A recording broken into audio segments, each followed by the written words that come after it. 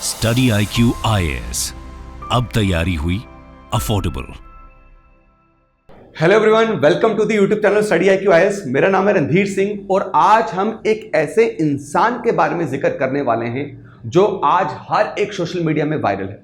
आज हम जानेंगे कैसे ये इंसान जो एक लोअर मिडिल क्लास फैमिली में पैदा हुआ है, वो आज 31 साल की उम्र में दुनिया के मोस्ट नोटोरियस क्रिमिनल लिस्ट में इसका नाम लिया जाता है। जी हां, मैं बात कर रहा हूं लॉरेंस बिश्नोई की। दोस्तों, आज लॉरेंस बिश्नोई ने बॉलीवुड सेलिब्रिटीज के दिमाग में खौफ पैदा कर दिया है। अगर कोई बिजनेस टाइकून या कोई भी अब पॉलिटिशियन लॉरेंस का नाम सुनता है या बिश्नोई गैंग का नाम सुनता है तो थर थर कांपता है। आज हम जानेंगे इसकी जिंदगी के बारे में कि कैसे लॉरेंस बिश्नोई, जिसका कोई भी क्रिमिनल बैकग्राउंड नहीं था, उसका कोई परिवार वाला क्रिमिनल नहीं था, जो एक बहुत ही पीसफुल कम्युनिटी को बिलोंग करता है, वो कैसे एक क्राइम की दुनिया में उसने कदम रखा। दोस्तों, लॉरेंस बिश्नोई ने रिसेंटली इसकी गैंग ने यह क्लेम किया कि बाबा सिद्दीकी, जो बहुत फेमस पॉलिटिशियन है आपका महाराष्ट्र का, उसका मर्डर जो है उसकी रिस्पॉन्सिबिलिटी इसके गैंग ने ली है। और उसमें साफ साफ एक पोस्ट आया फेसबुक में जिसमें ये लिखा गया था, हालांकि इसकी पुष्टि नहीं हुई है, इसकी वेरिफिकेशन नहीं है क्या ये रियल है या फेक है, लेकिन उसमें एक बात लिखी गई कि जो भी सलमान खान या हमारा जो बिश्नोई गैंग का जो भी दुश्मन है, अगर उसकी कोई और मदद करता है तो वो भी हमारा दुश्मन है, तो उसको भी हम मारेंगे। इसमें यह भी बोला गया इस पोस्ट में कि हम कभी वॉर नहीं चाहते, हम कभी हिंसा नहीं चाहते, हम कभी वायलेंस नहीं चाहते। हम हिंसा तभी करते हैं अगर सामने वाला हम पे हिंसा करे। आपको अगर याद हो, जब सिद्धू मूसेवाला को मारा गया, सिद्धू मूसेवाला को मारने के बाद भी बिश्नोई गैंग ने यही बोला। बिश्नोई ने इवन की जेल में बैठे बैठे इंटरव्यू दिया, बहुत बड़े मीडिया चैनल में इंटरव्यू दिया, उसमें क्लेम किया कि हमने सिद्धू मूसेवाला को इसलिए मारा है क्योंकि सिद्धू मूसेवाला ने हमारे दोस्त विक्की मुदुखेड़ा को मारा था। हम सिद्धू मूसेवाले को कभी नहीं मारते, हमने तभी मारा क्योंकि इसके पीछे वजह थी। तो आज हम जानेंगे कि क्या सिर्फ लॉरेंस बिश्नोई या बिश्नोई गैंग का यही काम है कि जो उनके गैंग या उनके दोस्तों को मारते हैं उनको ही ये निशाना बनाते हैं, या इसके अलावा ये किसी और एक्टिविटी में भी इन्वॉल्व है। दोस्तों, चलिए शुरुआत करते हैं लॉरेंस बिश्नोई के बचपन से। पहले एक लॉरेंस बिश्नोई की मैं तस्वीर आपको दिखा दूं। राइट, इस तस्वीर में अगर आप देखोगे तो लॉरेंस बिश्नोई ने टीका लगाया हुआ है। लॉरेंस बिश्नोई की एक और इमेज जो है सोशल मीडिया में बहुत वायरल हो रही है कि ये बहुत बड़ा देशभक्त है। तो आज हम जानेंगे, आज हम नेशनल इन्वेस्टिगेशन एजेंसी की ने जो 3 चार्जशीट फाइल की हैं आपके लॉरेंस बिश्नोई के खिलाफ, आज हम जानेंगे कि क्या उन चार्जशीट में यह बताया गया है कि ये सिर्फ मर्डर और एक्सटॉर्शन में ही इन्वॉल्व है कि ये किसी टेररिस्ट एक्टिविटी में इन्वॉल्व है। तो चलिए दोस्तों शुरू करते हैं। दोस्तों, लॉरेंस बिश्नोई का जन्म हुआ 12 फरवरी 1993 में पंजाब स्टेट में एक डिस्ट्रिक्ट है फिरोजपुर, वहां पे एक बहुत छोटे से गांव। परिवार इतना अमीर नहीं था, lower middle class family, middle class भी नहीं बोल रहा हूं, लोअर मिडिल क्लास फैमिली से ये बिलोंग करते थे। इसके फादर पहले एज अ कांस्टेबल उन्होंने हरियाणा पुलिस में ज्वाइन किया और उसके बाद वो हेड कांस्टेबल जब बने, उन्होंने वॉलंटरी रिटायरमेंट ली और वो किसानी करना स्टार्ट हो गए। दोस्तों, मीनवाइल लॉरेंस बिश्नोई ने अपना स्कूल स्टार्ट किया और अबोहर से इसने अपनी 12th पास करी। और जब इसने 12th स्टैंडर्ड पास करी उसके बाद ये चंडीगढ़ चले गया पढ़ने के लिए। लेकिन चंडीगढ़ में जिस कॉलेज में इसने एडमिशन ली, वहां से इसको फर्स्ट ईयर में निकाल दिया गया क्योंकि ये नक्कल मारते हुए पकड़ा गया था और ये भाग गया, अपनी आंसर शीट लेके भाग गया, कूद गया, फर्स्ट फ्लोर से कूद के चला गया। और फिर इसने 2011 में ज्वाइन की Punjab university campus students council 2011 में, और यहां पर यह मिला गोल्डी बरार से। अगर आपको याद हो, गोल्डी बरार का नाम जो है बहुत हाईलाइटेड हुआ था सिद्धू मूसेवाला के मर्डर केस में। गोल्डी बरार और लॉरेंस बिश्नोई दोनों ने बहुत सारे क्रिमिनल एक्टिविटीज की। और जब लॉरेंस बिश्नोई इस यूनिवर्सिटी में, पंजाब यूनिवर्सिटी में गोल्डी बरार से मिला, यहां से दोस्तों इस यूनिवर्सिटी के पॉलिटिक्स में इन्वॉल्व होना स्टार्ट हो गया। और इस पॉलिटिक्स में इन्वॉल्व होते होते एक क्रिमिनल वर्ल्ड में, क्राइम की दुनिया में इसका कदम पड़ा। पहले छोटे मोटे गुंडागर्दी से स्टार्ट हुआ, अपने सामने वाले पॉलिटिकल राइवल को मार देना, अटेम्प्ट टू मर्डर के केसेस पे लगना स्टार्ट हुआ। लेकिन आहिस्ता आहिस्ता दोस्तों इसके ऊपर केस लगना स्टार्ट हुआ एक्सटॉर्शन के, मर्डर के, फिरौती लेने के, लैंड ग्रैबिंग के, और ये हिट लिस्ट में आ गया। मीनवाइल दोस्तों इसने क्या किया, पंजाब यूनिवर्सिटी से आपका लॉ भी कंप्लीट किया, ये लॉ ग्रेजुएट है, बहुत बड़ी बात। और मैं यकीनन ये बोल सकता हूं कि लॉ ग्रेजुएट जो है इसे सिर्फ डरा के बना होगा ये। दोस्तों ये कंप्लीट करने के बाद ये हिट लिस्ट में आ गया था पुलिस वालों के, और पुलिस वालों के को उसकी तलाश थी, इसको पकड़ना था, और यह भी तय था कि अगर कहीं मिल जाता है तो उसका एनकाउंटर भी कर दिया जाए, क्योंकि यह बहुत नोटोरियस था, ये डरता नहीं था किसी से भी। तो 2014 में हुआ क्या कि पुलिस वालों को खबर मिली कि आपका लॉरेंस बिश्नोई सलासार बालाजी टेंपल की तरफ जा रहा है अपने किसी गैंग वालों से मिलने के लिए। और जब ये पुलिस वालों को खबर मिली तो उन्होंने लगाया एम्बुश, और जब उन्होंने एम्बुश लगाया, एम्बुश में जब लॉरेंस बिश्नोई पकड़ा गया तो लॉरेंस बिश्नोई ने पकड़ने नहीं दिया अपने आप को। यहां पे हुआ पहला एनकाउंटर, और यह एनकाउंटर इतना खतरनाक था कि लॉरेंस बिश्नोई को समझ आ गया कि अगर मैं अभी रुका नहीं, अगर मैंने सरेंडर नहीं किया तो मुझे मार दिया जाएगा। तो यहां से लॉरेंस बिश्नोई ने क्या कर दिया, सरेंडर कर दिया। 2014 से लॉरेंस बिश्नोई जेल में है, और करेंटली अभी के टाइम पे लॉरेंस बिश्नोई आपके साबरमती जेल अहमदाबाद गुजरात में बंद है। सवाल यह है कि अगर ये 10 सालों से जेल में है, कोई एक क्रिमिनल, नॉर्मल क्रिमिनल नहीं, जो बहुत सारे एक्सटॉर्शन केसेस में इन्वॉल्व है, बहुत सारे लैंड ग्रैबिंग केसेस में इन्वॉल्व है, बहुत सारे मर्डर केसेस में इन्वॉल्व है। आप सिर्फ 2024 का निकाल के देखो, 3 मर्डर केसेस जो हैं इसके साथ लिंक्ड हैं, इसकी गैंग के साथ लिंक्ड है। कैसे ये इंसान जेल में बैठे बैठे अपनी गैंग को चला रहा है। आज इसकी गैंग में नेशनल और इंटरनेशनली कितने मेंबर्स हैं, आपके 700। रिसेंटली यूनाइटेड किंगडम में यानी कि यूके, ब्रिटेन में जो बिश्नोई गैंग के लोग हैं, उन्होंने वहां से धमकी दी है किसको, मुनावर फारूकी को, एक कॉमेडियन को। तो सवाल ये है कि क्या ये जो इमेज दिखा रहा है कि मैं गंदगी साफ कर रहा हूं, जो समाज में गंदगी है मैं उसको साफ करूं, क्या कि वाकई ये काम कर रहा है, कि क्या ये वाकई भगत सिंह की आइडियोलॉजी को फॉलो करता है। तो आज हम इसमें जानेंगे। लेकिन दोस्तों मीनवाइल हम ये भी जानेंगे कि सलमान खान और उसकी कंट्रोवर्सी क्या है। 1993 में जब बिश्नोई का जन्म हुआ, उस वक्त तक आपका Salman Khan super hit movies दे चुका था। सलमान खान बहुत सुपर हिट था जब इसका जन्म भी नहीं हुआ था। और सलमान खान भी आपको पता है कि he was very notorious type of person, ठीक है, वो भी बहुत नोटोरियस था। बहुत सारे उसके भी केसेस हैं जो आप देख सकते हैं, चाहे वो आपका हिट एंड रन केस हो। तो 1998 में दोस्तों सलमान खान जाता है अपने को स्टार के साथ राजस्थान में एक मूवी की शूट के लिए, और उस मूवी का नाम था हम साथ साथ हैं। आपने देखा होगा, बड़ा शरीफ दिखाया सलमान खान उसमें, राइट। और ये जोधपुर राजस्थान में शूटिंग होती है मूवी की, और शूटिंग होने के बाद जो है सलमान खान पर एलिगेशंस लगते हैं। सलमान खान पर एलिगेशंस लगते हैं एंडेंजर्ड स्पीशीज 2 ब्लैक बक्स को मारने का। दोस्तों जिक्र करते हैं हम किसका, आपका पहले ब्लैक बक का। This is black buck. अगर आपको पता हो वाइल्ड लाइफ प्रोटेक्शन एक्ट 1972 के तहत ब्लैक बक्स जो हैं आपके शेड्यूल 1 में आते हैं। मतलब बहुत स्ट्रिक्टली इनकी ना ही कोई आपकी पोचिंग कर सकता है, ना ही इनकी कोई हंटिंग कर सकता है। अगर कोई पकड़ा गया, अगर किसी ने किया, तो it is the violation of what WPA, और उसके तहत जो है सामने वाले इंसान को सजा मिल सकती है। तो 1998 में सलमान खान ने 2 ब्लैक बक्स को मारा, ये उसके ऊपर एक्यूजेशन लगा। He was accused of killing 2 black बक्स। और इसके बाद कुछ 3-4 महीने के बाद बिश्नोई कम्युनिटी ने जोधपुर पुलिस स्टेशन में एक कंप्लेंट फाइल की इसके खिलाफ। अब बिश्नोई कम्युनिटी ने यह क्यों की, दोस्तों अगर मैं आपको बताऊं, दुनिया की सबसे पीस लविंग, इन्वायरमेंटल फ्रेंडली अगर कम्युनिटी किसको माना जाता है, वो बिश्नोई कम्युनिटी। बिश्नोई कम्युनिटी हर एक जान की बहुत वैल्यू करते, वो इन्वायरमेंट, पेड़ पौधों से बहुत प्यार करते। उनके लिए ब्लैक बक सेक्रेट था, पवित्र था। और जब उन्हें पता चला कि सलमान खान जो है उसने 2 ब्लैक बक्स को मारा है, तो उन्हें कंप्लेंट फाइल करी। कंप्लेंट के फाइल करते ही कुछ दिनों के बाद सलमान खान को अरेस्ट कर लिया गया। अब जब सलमान खान को अरेस्ट किया, यह बात चल रही है 1998 की। 1993 में लॉरेंस बिश्नोई का जन्म हुआ, और 1998 में लॉरेंस बिश्नोई सिर्फ 5 साल का था जब यह ब्लैक बक केस में आपका सलमान खान फंस गया। दोस्तों अब नेक्स्ट टाइम क्या हुआ कि ट्रायल कोर्ट 2006 में ट्रायल कोर्ट ने सलमान खान को गिल्टी प्रूफ किया और under WPA act, under WPA act Salman Khan को 25,000 रुपए का जुर्माना हुआ और 5 साल की सजा दी गई। यह ट्रायल कोर्ट में हुआ।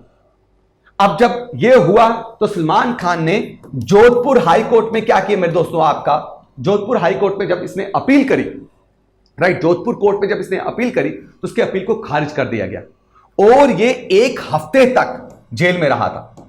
1 हफ्ते के बाद दोस्तों इसने क्या किया, जब राजस्थान हाई कोर्ट में अपील करी तो राजस्थान हाई कोर्ट ने इसे बरी कर दिया। राजस्थान हाई कोर्ट ने क्या कर दिया, इसे बरी कर दिया। और राजस्थान हाई कोर्ट ने इसे बरी कब किया, 2016 में। 2016 में राजस्थान हाई कोर्ट ने यह बोला कि भाई हम जो हैं, हमारे पास कोई एविडेंस नहीं है कि जो ब्लैक बक्स मरे हैं सलमान खान की लाइसेंस गन से मरे। We don't have any proof. Court के पास ऐसा कोई प्रूफ नहीं है, इसलिए कोर्ट क्या करता है, इसको खारिज करता है और सलमान खान को बरी करता है। 2016 में हो रहा है। जब यह वर्डिक्ट राजस्थान हाई कोर्ट का आया, इस वर्डिक्ट के कुछ महीनों के बाद राजस्थान गवर्नमेंट जो है सुप्रीम कोर्ट गई और राजस्थान गवर्नमेंट ने, सुप्रीम कोर्ट ने बोला कि भाई ये जो आपका वर्डिक्ट है हम इसको चैलेंज करते हैं, ये गलत है। तो सुप्रीम कोर्ट ने वापस क्या किया, राजस्थान हाई कोर्ट को बोला कि इस केस को रीओपन कीजिए और रीओपन करके मेरे दोस्तों इसी वक्त 2016 में वापस सलमान खान को गिल्टी प्रूफ किया गया। 10,000 रुपए का जुर्माना, पहले 25,000 था, 10,000 रुपए का जुर्माना और 5 साल की सजा। जब यह हुआ, अब सलमान खान को वापस जेल जाना था, लेकिन सलमान खान अगले दिन ही बेल से बाहर आ गया। 1 दिन के बाद ही सलमान खान को बेल मिल गई और ठीक इसी टाइम पे 2016 में भाई साहब he became a very powerful gangster Lawrence Bishnoi. तो लॉरेंस बिश्नोई जो है वो पूरे नेशनल मीडिया में छा गया जब उसने बोला कि मैं सलमान खान को जोधपुर में मारूंगा, मैं सलमान खान को जोधपुर में मारूंगा।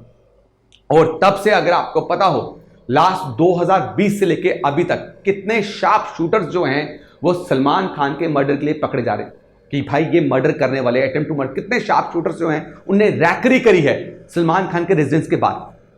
रिसेंटली अगर आपको पता हो, 2 शार्प शूटर्स जो है पकड़े गए थे क्योंकि जब उन्होंने देखा कि सलमान खान के पास इतनी ज्यादा सिक्योरिटी है कि उसको पास से तो मारा जा सकता नहीं है, तो इसके लिए हमें क्या चाहिए, कोई आपका स्नाइपर चाहिए जिसको मारे, कि उसको पास से मारना नामुमकिन है। लेकिन ये फाइनली जो है आपके मुंबई पुलिस को पता चलता है, महाराष्ट्र पुलिस को पता चलता है और वो उसकी सिक्योरिटी और टाइट करते हैं। दोस्तों अब सवाल यह है कि लॉरेंस बिश्नोई किस तरीके से एक काम कर रहा है, जेल से बैठे बैठे वो इतने बड़े गैंग को चला कैसे रहा है और जेल में बैठे बैठे वो इतना पावरफुल हो कैसे रहा है। दोस्तों ये एक्सपोज किया लास्ट टाइम 2023 में एनआईए ने चार्जशीट फाइल करी। 3 चार्जशीट्स फाइल हुई है किसके खिलाफ, लॉरेंस बिश्नोई के खिलाफ।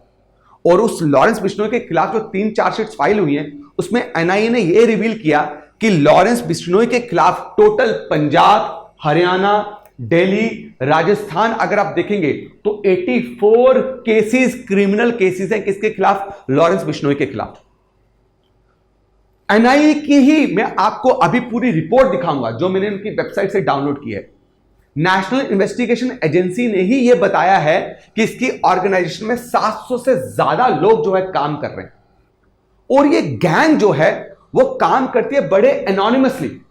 मतलब अगर मैं इस गैंग का मेंबर बन रहा हूं तो मुझे सिर्फ मेरे से ऊपर जो है जिसने मुझे हायर किया था, रिक्रूट किया था, मुझे सिर्फ उसके बारे में पता है, मुझे उससे ऊपर किसी के बारे में पता नहीं। They work in dark.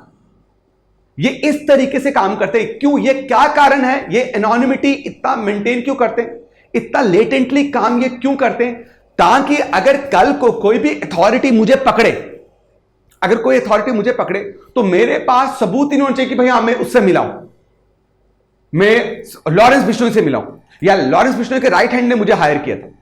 तो ताकि अथॉरिटी जो है वो लॉरेंस बिश्नोई के गिरबान तक ना पहुंच पाए, इसलिए इसको बहुत एनोनिमसली रखा जाता है इस गैंग को।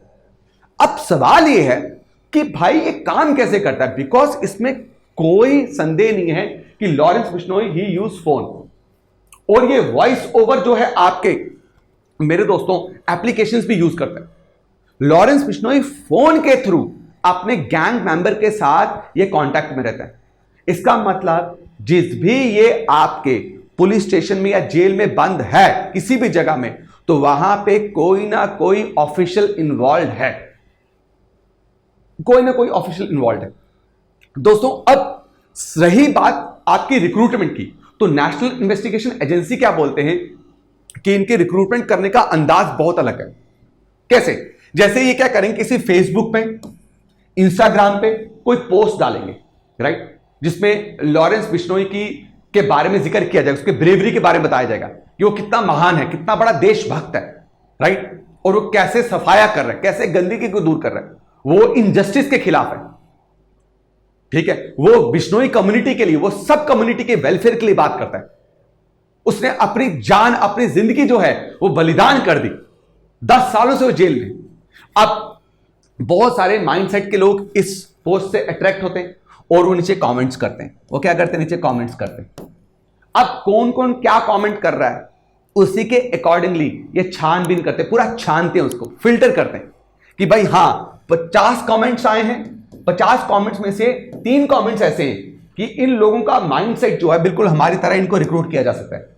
फिर उनको जाता है मैसेज, और वहां से उन्हें रिक्रूट किया जाता है। मतलब they are using social media to recruit new members into Bishnoi gang, दोस्तों अब नेशनल इन्वेस्टिगेशन एजेंसी की ये मैं आपको लास्ट 2023 की रिपोर्ट बता रहा हूं। 3 जो है चार्जशीट इसके खिलाफ फाइल्ड है, इसके और उसके गैंग के खिलाफ, और मैं आपको बताऊंगा किस तरीके से ये टेररिस्ट ग्रुप के साथ इन्वॉल्व है, किस तरीके से ये प्रो खालिस्तानी ग्रुप जो है, जो band Babbar Khalsa international force जो है उसके साथ ही इन्वॉल्व है। हम ये जानेंगे किस तरीके से पाकिस्तान में बैठे जो आपके टेररिस्ट ऑर्गेनाइजेशन है उससे ये हथियार की तस्करी करता है। अब मैं दोस्तों आपको शो करने वाला हूं नेशनल इन्वेस्टिगेशन एजेंसी की ये वेबसाइट में, आप जाके सर्च भी कर सकते हो, आपको ये मिलेगा। ये चार्जशीट जो है आप देखें 24/3/2023 को ये आपके चार्जशीट को क्या किया गया, पब्लिक किया गया साइट में, जिसमें लिखा क्या है, लिखा यह है कि notorious gangster Lawrence Bishnoi, Goldy Brar and 12 others charge-sheeted by NIA in terror gangster network case। इसको देशभक्त ना बोलें, don't compare him with Bhagat Singh. आप अगर देखोगे तो आपको पता चलेगा कि इस चार्जशीट में NIA ये बोल रही है कि लॉरेंस बिश्नोई जो 2015 से कस्टडी में है, वो जेल से टेरर क्राइम सिंडिकेट चला रहा है। लॉरेंस बिश्नोई गैंग ने, मैं थोड़ा सा इसको जूम करता हूं, आप इसको ध्यान से देखिए, Lawrence Bishnoi terror crime extortion syndicate, ये इसमें भी इन्वॉल्व था। आप हैरान हो सुन के कि इन्होंने प्लान किया था पंजाब के मोहाली में जो आपका पंजाब का स्टेट इंटेलिजेंस हेडक्वार्टर है उसको आरपीजी से उड़ा देना, आरपीजी अटैक होगा, और आरपीजी इन्होंने प्रोवाइड किया, इस लॉरेंस गैंग ने प्रोवाइड किया। और ये प्लान जो है दोस्तों, ये किसके डायरेक्शन में, किसके कहने पे किया गया, आपका पाकिस्तान में बैठा band Babbar Khalsa international terrorist जो हरविंदर सिंह, जिसको रिंदा बोलते हैं, इसके कहने पे दे प्लान्ड कि हम पंजाब के स्टेट इंटेलिजेंस के हेडक्वार्टर पे आरपीजी अटैक करेंगे, बट वो पकड़ा गया एंड हिज नेम वाज विकास। उसके अलावा अगर आप देखेंगे तो आपको पता चल गया प्रदीप कुमार था जो डेरा सच्चा सौदा का फॉलोअर था, उसे फरीदकोट में इन लोगों ने नवंबर 2022 में मारा। उसके बाद अगर आप देखेंगे एनआईए ये भी बोल रही है कि बहुत सारे सोशल और religious leaders, movie stars, singers, businessman को मारने के लिए दोस्तों इनने बहुत सारी प्लानिंग की हुई थी, और इनका नेटवर्क कनाडा, नेपाल और बहुत सारी कंट्रीज में चलता है, and they have very good contact with pro Khalistani elements. NIA ने मेरे दोस्तों कम से कम आपके 74 लोकेशंस पे रेड मारी थी, और उन रेड को मारने के बाद इनको क्या मिला आप देखें, 9 illegal sophisticated weapons, 14 magazines, 298 rounds of ammunitions and 183 digital device. मुझे बताओ किस तरीके से ये इंसान देशभक्त हुआ। हथियारों की तस्करी हो रही है पाकिस्तान से। पाकिस्तान में बैठे हुए जो टेररिस्ट ऑर्गेनाइजेशन है, बबर खालसा इंटरनेशनल फोर्स जो है मेरे दोस्तों, उनसे ये मदद ले रहा है। क्यों ये प्रो खालिस्तानी ग्रुप के साथ ये कांटेक्ट में है? बिकॉज अगर आपको पता हो, कनाडा, यूके, ऑस्ट्रेलिया में जो भी आपके प्रो खालिस्तानी ग्रुप हैं, दे आर वेरी रिच, इनके लीडर्स बहुत रिच हैं and they are very good contact. और इसको अपने गैंग को फैलाना है, इसको अपनी गैंग को इंटरनेशनल लेवल पे ले जाना है। और उसी के लिए ये क्या करता है मेरे दोस्तों, आपका यूके में, यूएसए में, कनाडा में इन प्रो खालिस्तानी ग्रुप के साथ कांटेक्ट बनाता है। आज जो इंसान ये क्लेम कर रहा है कि मैं इनजस्टिस के खिलाफ लड़ रहा हूं, मैं अपने देश को बचाने के लिए लड़ रहा हूं, वो टेररिस्ट एक्टिविटी में इन्वॉल्व है। आप समझते हैं आरपीजी इंडिया पाकिस्तान के बीच में एक नॉर्मल आपका सीज फायर वॉयलेशन होता है ना, उसमें आरपीजी यूज नहीं किया जाता। दे आर यूजिंग आरपीजी किसके खिलाफ? हमारे ही आर्म पर्सनल के खिलाफ। आप ऐसे और बहुत सारी चार्जशीट्स जो हैं इसके खिलाफ पढ़ सकते हैं। 3 चार्जशीट्स जो हैं अभी, and he is booked under UAPA के अंदर ही बुक्ड है और इसको नोटोरियस टेररिस्ट डिक्लेयर किया हुआ है एनआईए ने। तो फिर यह हैरानगी की बात है कि कितना बड़ा सिक्योरिटी लैप्स है कि इतने डेंजरस इंसान को जेल में बैठे बैठे हम इतना बड़ा सपोर्ट प्रोवाइड कर रहे हैं। उन ऑफिशियल्स पर बहुत बड़ा ये आपकी उंगली उठती है कि कैसे आप एक नोटोरियस क्रिमिनल को फोन और आप सोशल मीडिया जैसे फैसिलिटीज प्रोवाइड करते हैं जिससे वो अपनी गैंग को अभी भी रन कर रहा है। मैं उम्मीद करता हूं कि आज की वीडियो आपको बहुत पसंद आई है। दोस्तों, इस वीडियो को अपने दोस्तों के साथ जरूर ज़्यादा शेयर कीजिएगा और कमेंट सेक्शन में कमेंट करके बताइएगा कि नेक्स्ट आपको स्टोरी किस इंसान पे चाहिए, किस इवेंट पे चाहिए। Thank you so much. जय हिंद मेरे दोस्तों। स्टडी IQ IAS, अब तैयारी हुई अफोर्डेबल।